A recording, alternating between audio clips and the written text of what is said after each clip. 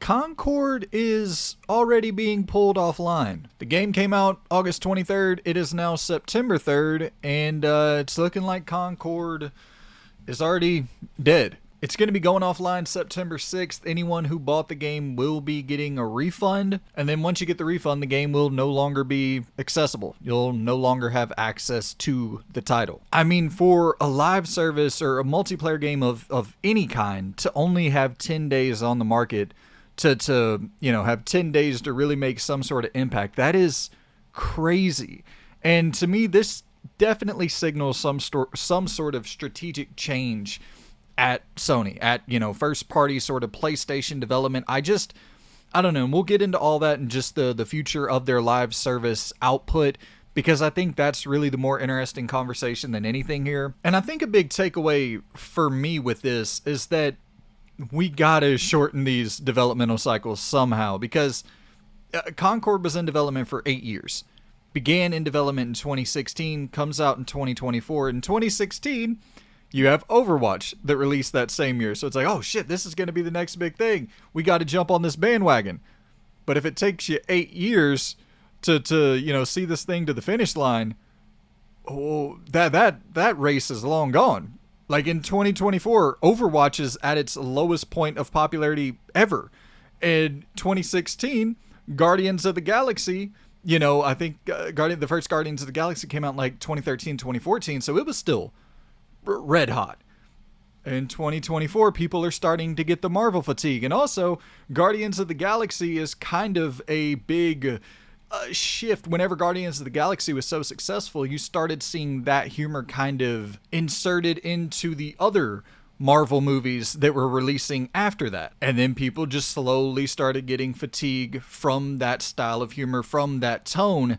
And then Concord in 2024 pretty much just adapts that tone and takes on a lot of the same visual style from Guardians of the Galaxy, almost 1-to-1. And so once again, this just feels like a damn, we were late to the party sort of issue. I don't think if this game came out in 2016, 2017, even 2018, whatever, it probably would have been, because from all accounts, the game is actually good. I have no interest in ever playing, which I'll never have the chance to now, but this isn't a style of game that I want at all. And also, once again, in 2016, the live service games and the hero shooters, they were red hot.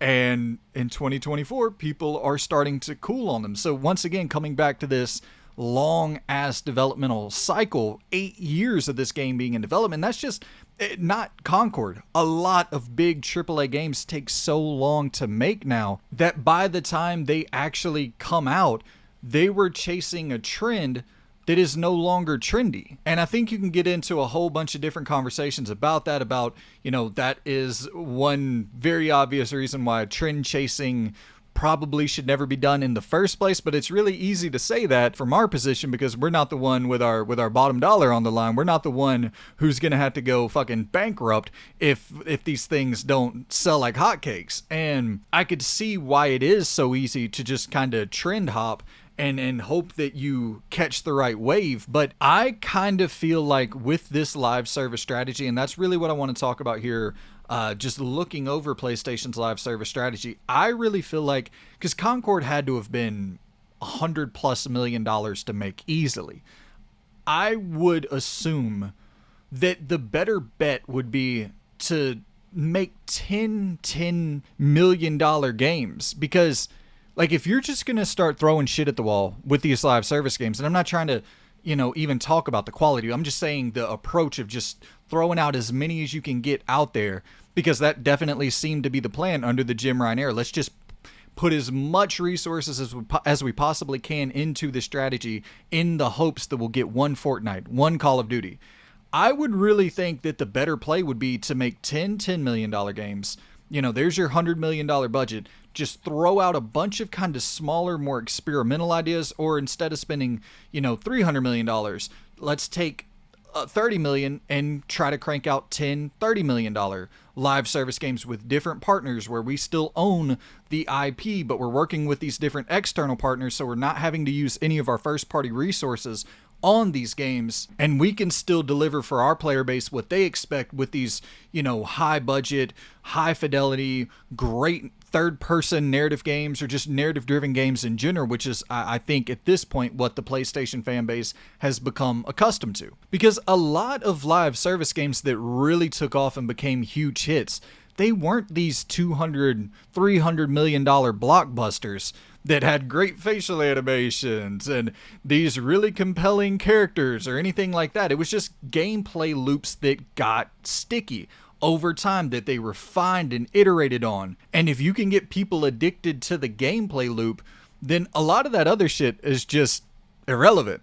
Nobody's really going to give a shit about the characters or these weekly cutscenes or these the incredible motion capture and animation. Like, nobody gives a shit about that in most live service games. So yeah, I totally understand why PlayStation was tunnel vision focused on the live service initiative, because you do have to be in that market, and you do have to at least attempt to create one of those Fortnites or Call of Duties or whatever. You want that internally. You want to own an IP of that caliber. Of course you do. Why only take 30% of the rip from those games that are being sold and the microtransactions and all that if you can take 100% of it? Of course, with that also comes the fact that you have to pay for the development cost, which, by the way that PlayStation was developing live service games, seems goddamn pretty expensive. And we'll go ahead and transition there, talking about the future of PlayStation live service games, and just really, is that strategy working in general? So we've had Helldivers so far, which is a success, a massive success, I would say. I even just based off of what it sold already, I imagine PlayStation is over the moon. But in terms of legs, in terms of how that thing is going to be monetized and make money moving forward into the future, that doesn't necessarily look too bright at the moment. But once again, regardless, just based off of the 20 million copies that it sold at, I think it was $49.99 or $39.99 when it launched, PlayStation, that's a win for sure. But I think if you look at the rest of this list, so Concord, obviously that's a loss. Sony London, they were working on that like high fantasy live service game. Now the studio has been closed down. Sony Bend, they're supposedly working on a live service multiplayer style of game. I'm hoping that it'll be just multiplayer. I'm hoping that it'll have a single player campaign as well as the live service, or just have, the live service aspect or the multiplayer aspect separate from the single player. Because I do think Sony Bend, I mean, the bones that they built with Days Gone, it'd be a real shame if they didn't utilize that for their next game in any way. I imagine just at least the Horde technology, they'll definitely, I assume, bring that back in some form or fashion. So that remains to be seen. I don't necessarily think that Sony Bend as like a live service studio makes a ton of sense. The developers with a history of making Siphon Filter and Uncharted Golden Abyss and Days Gone and mostly single player story driven games, now pivoting to this live service model, don't think that's necessarily a smart move. The Last of Us Factions has been canceled, so that's another L. Bungie across the board seems like a colossal L. There's been the reports and rumors over the last few weeks that Marathon isn't in a great state, and people are wondering if that'll even see the light of day at this point. Obviously, Bungie has been underperforming like crazy. There were the reports recently that they missed their internal revenue projections by up to 45%. So that's looking like a $3.6 billion blunder on PlayStation's part, in pursuit to secure this live service future. Fair Games, the Haven Jade Raymond led studio, I'm not expecting great things from this title. We don't know anything other than that first CG little cinematic glimpse that we got. What's that, 2022, 2021 when we first saw that? Actually, that might have been last year. Time is a fucking circle. But when we got to look at that, it looked very kind of Watch Dogsy, hackery, eat the rich, kind of Payday inspired in a lot of ways. I can't say that I'm really expecting that game to blow up and be some huge success either. And also Foam Stars. I don't know if you want to include that in there since it's not first party, but that was a exclusive PlayStation live service game and it bombed catastrophically as well. Destruction All Stars you can throw in there if you want to.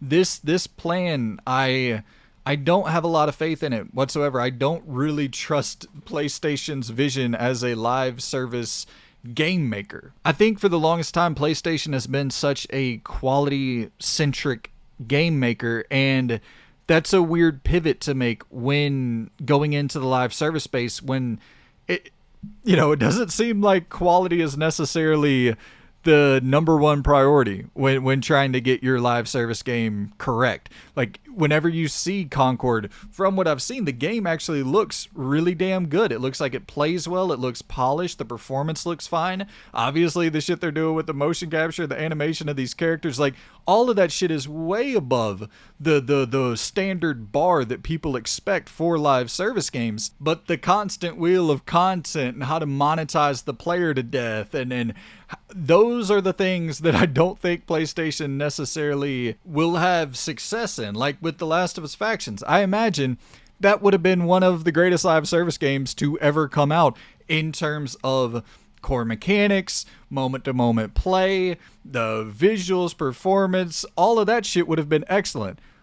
But I can also imagine a world where it's just like Naughty Dog kind of banging their head against a wall, trying to figure out how to implement monetization into this game without totally nickel and diming the player. And it's just, it's two totally different strategies for development to make a game of Naughty Dog standards, and then to also have all of that filth that has to be littered in there for your live service games. It's just not the same thing. It's not the same experience. And to make one of those monstrous, gigantic hit live service games, you have to get in the filth. You have to roll around in the mud and have all of those egregious elements in there for you to, sustain this thing for the long term. And obviously, I'll go ahead and admit it up top, I'm obviously biased against this live service strategy. I don't love that PlayStation put so much focus and so many resources into pursuing this strategy. So of course that'll be reflected in my opinion here, but yeah, man, this is a crazy situation, and I'm never the type of person, even like with a Concord situation, I was rooting for this to be a hit, because that's not one of the, like with Naughty Dog or with Santa Monica or with Sucker Punch, like I don't want those guys working on live service content whatsoever. But a Firewalk or some of those other teams like a Bungie, like I'm hoping that those games do well. That way we don't have to get focused back on those other teams, kind of your premier single player developers. Let's not get them pulled over into the live service realm. So I'm all for Sony pursuing the live service strategy with these other developers and partners and shit, but it just I don't feel like the future of PlayStation's live service plans are looking like they're gonna pan out. Just my opinion, but yeah, hit me in the comments, let me know what you think about this whole situation. Absolutely friggin' crazy, man.